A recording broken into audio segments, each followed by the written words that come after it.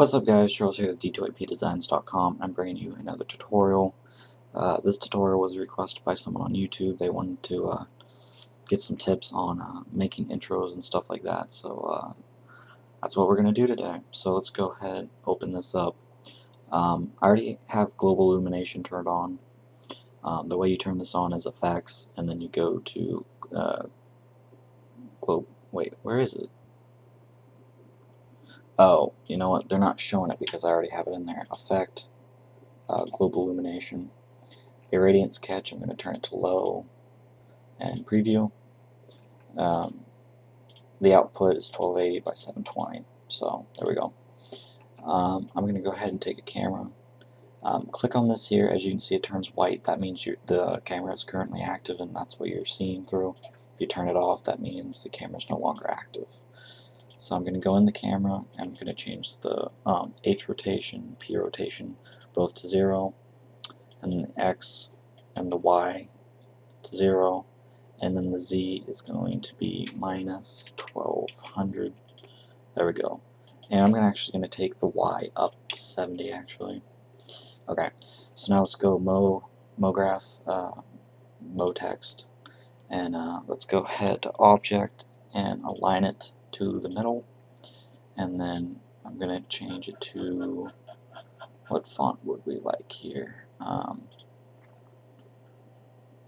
wonder how this will look. It's different. Trying to find a text I want to use here. Let's do, what about Boston traffic? No, I don't think so. I'll just do Batman Forever, why not? And then we'll go ahead and give it some more depth, about 180. Caps, there's different caps. The one I generally use is fillet cap, that's what most people use. But you can leave it at its default cap, or you can just do fillet. And what fillet does, if you apply it to both the front and back, it just gives you the edge here. And if you go to fillet cap, it gives you the beveled edge along with the regular face. So I'm going to go with fillet cap, and then if we want to, let me zoom in on the text here. If we increase the steps, you can see it smooths out. So you can have a nice rounded edge, or you can have the sharp beveled edge. I'm going to stick with the sharp beveled edge. And since global illumination is on, we can't see anything. So I'm going to turn it off for now, and now we can go ahead and see what we're doing. Now I'm going to go to effectors. Actually, first you need to select the text, then MoGraph effectors. And we're going to do a plane effector. And then the Y needs to be brought down to 0 so it's not jacking the text up in the air. And then under fall off, I'm going to set it to box. And then I just want to crank up the size here. Move it up. And let's see.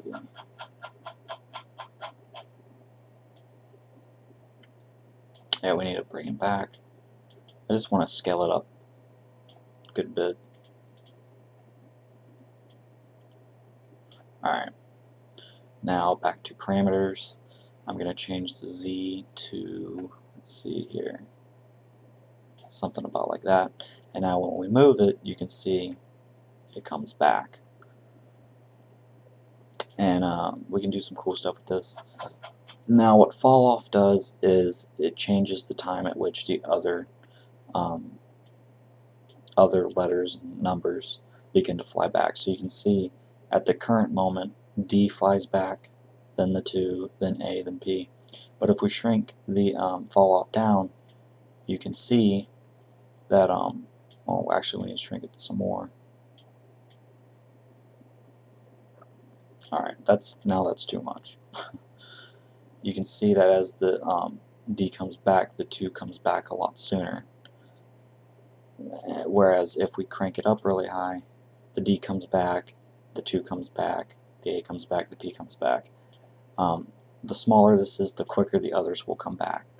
So I'm going to leave it about right there. And what we're going to do is I'm going to go to rotation, and let's let's see here. I'm just going to increase the H to 39. I'm going to turn this to 70, and I'm going to change this to 45. There we go. And now, as you see, when it comes flying in, it rotates in, which looks pretty cool. And so now let's just go ahead and keyframe this and get it animated. So we're going to go to coordinates, and I'm going to control click on the X, move it ahead to about 90, which is 3 seconds. 90 frames is 3 seconds if your frame rate is set to 30. So every 30 frames is 1 second. So 90 frames is 3 seconds. And then once we moved it to 90 frames, we're going to move this forward, and then we're going to control click on this again and set another keyframe. So there you go. And then obviously you can speed it up or slow it down by moving the keyframe like that. But I'm just going to leave it at 90 for now. Let's see, I'm going to go ahead and add in a sky, create new material, and I'm going to turn off specular, and I'm going to load in an HDRI image. I have a bunch of them. You can find a lot of free ones on the internet, or you can download them off of, Grayscale Gorilla or whatever for, I don't remember how much it costs. I'm just going to use this one here. And now I'm going to create a new material and put on my text. I'm going to turn specular off, may turn it back on later, I don't know. I'm going to want it a dark gray, and I'm going to turn on reflection and set it to about 13, 10. We'll go with 10. And we'll put on the Fresnel, turn it down to about 16, and then I'm going to put it on the Motext. Alright, so already you can see we're starting to get some nice reflections and stuff. And I'm going to right click on the sky, Cinema 4D tags, compositing. I'm going to turn off scene by camera. I don't plan on moving it anymore, so what I'm going to do is right click, Cinema 4D tags, and where is that? Protection. That'll keep me from accidentally moving the camera by mistake, which happens sometimes, and it can be very frustrating because then you have to try and reposition it and stuff. Alright, so there's what we have so far. Now, if we want to, we can add in a floor, and that'll change it a little bit. Let's add in a material on the floor.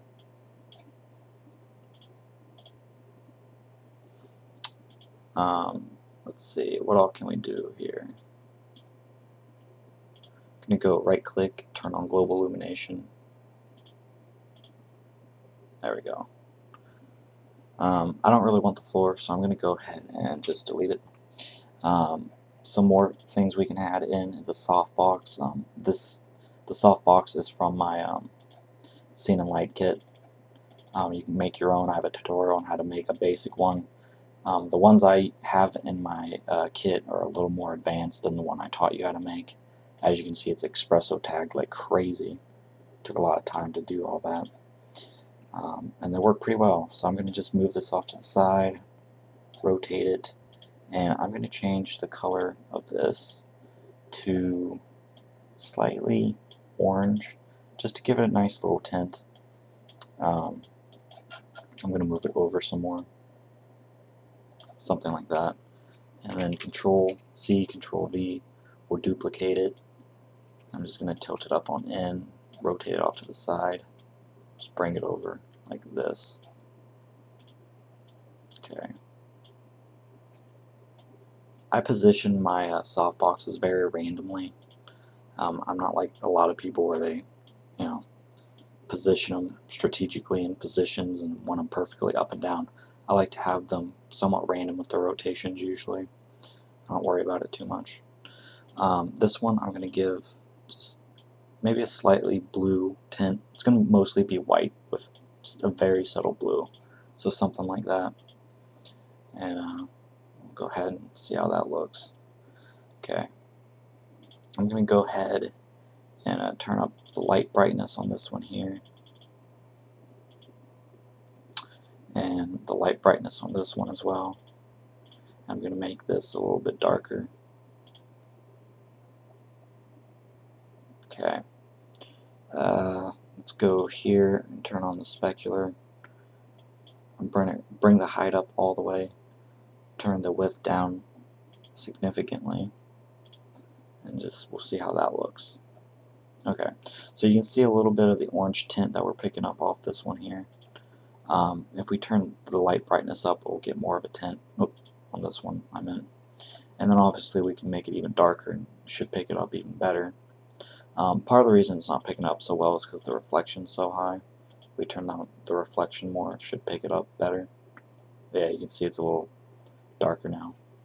What I'm going to do is I'm going to control and drag this off to the side, and I'm going to hit right click on it, rename, edge, and I'm going to come in here and I'm going to crank the reflections up quite a bit. The color, I'm going to make it like a gray, a lighter gray, and specular I'm going to keep on. I'm going to turn the specular off on this one though, and then we're just going to drag it on there.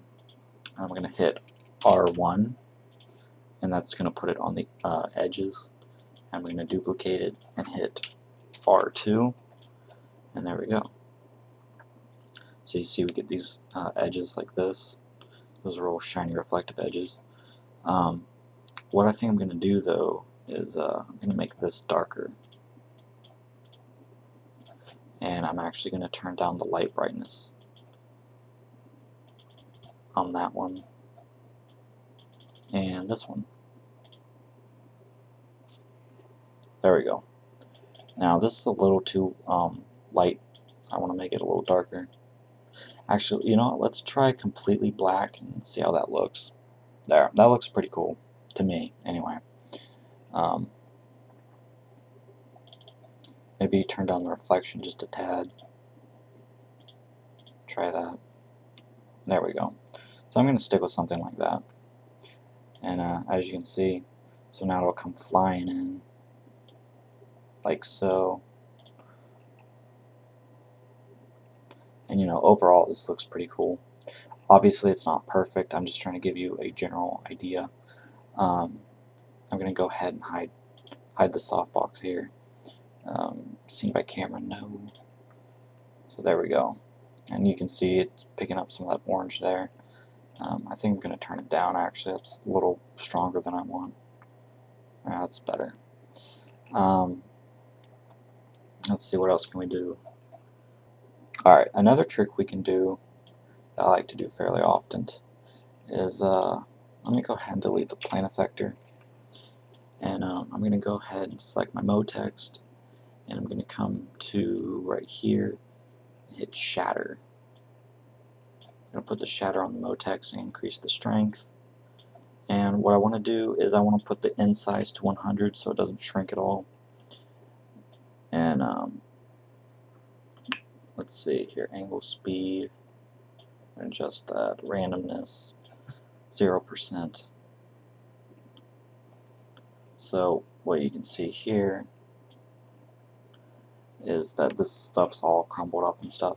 What I like to do is it's kind of like what I did for the GV effects tutorials intro, where it's kind of in a bunch of pieces and then it comes together. So what I would do is I would just animate this just slowly coming together. You can use some of the other effects, like let's go ahead and drag this off there, and let's open up which one? Explosion. We'll try the explosion one, and we can increase the strength. Yeah, this is the one I use, not the shatter. The shatter is very similar to this one, but this one starts from, you know, way out and comes in. So usually I use this one because I like the pieces to be really scattered, not so much like together like shatter is. So I start with it, you know, probably something around there, and just slowly have it come in.